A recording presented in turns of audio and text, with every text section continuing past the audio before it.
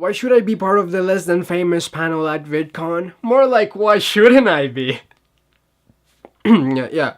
No, I'll tell you why. Number one, I have a cool name, so when the moderator says, and this is K Cortez, people will be like, wow, who's that guy? I wanna have his babies!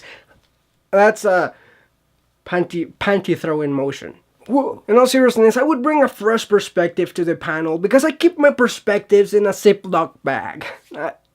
That is not a sponsor. It is a bad joke, but it's not a sponsor. I've been making YouTube videos since 2008. I was 16 when I started. My whole adult life has been lived through YouTube. I may not be considered an adult by anybody, but it still means something. I also happen to do YouTube full-time. I have for a few years now, and by full-time I do mean I spend over 40 hours a week working on videos and stuff like that. But I definitely do not make full-time money off of that work. I have to become a DJ on weekends to make up just enough money for a month. So I have that experience of being a struggling YouTuber. Is that a good thing? That said, I do consider myself to be a rising YouTube star, and it may sound douchey to say that, so I probably shouldn't have said that.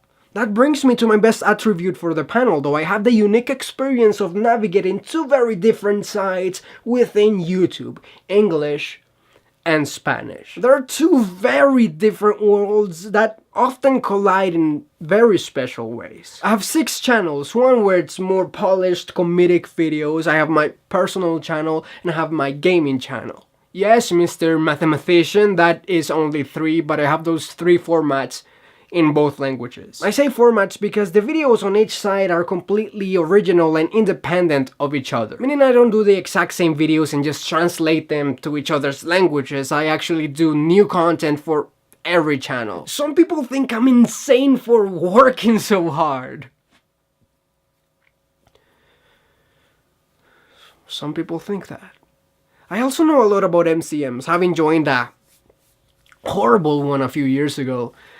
That teaches you a lot. And now I'm actually on the finishing stages of joining another network that's offering me a great deal after over a year of back and forth negotiations. Because it's very different dealing with a network if you're a small channel than if you're a huge mega superstar YouTuber. It's different. And lastly, I keep myself informed about all aspects of YouTube. I love the ins and outs, the technical side, the culture. I've gone to every VidCon except for the first one, and I've learned a lot through the panels and keynotes and people. So I honestly feel like after so many years of taking in, I have something to give now. Pick me and you won't be sorry. I mean, unless your name is Sorry and you really like that name, you can still be sorry, but happy that you picked me. See you later, crocodile.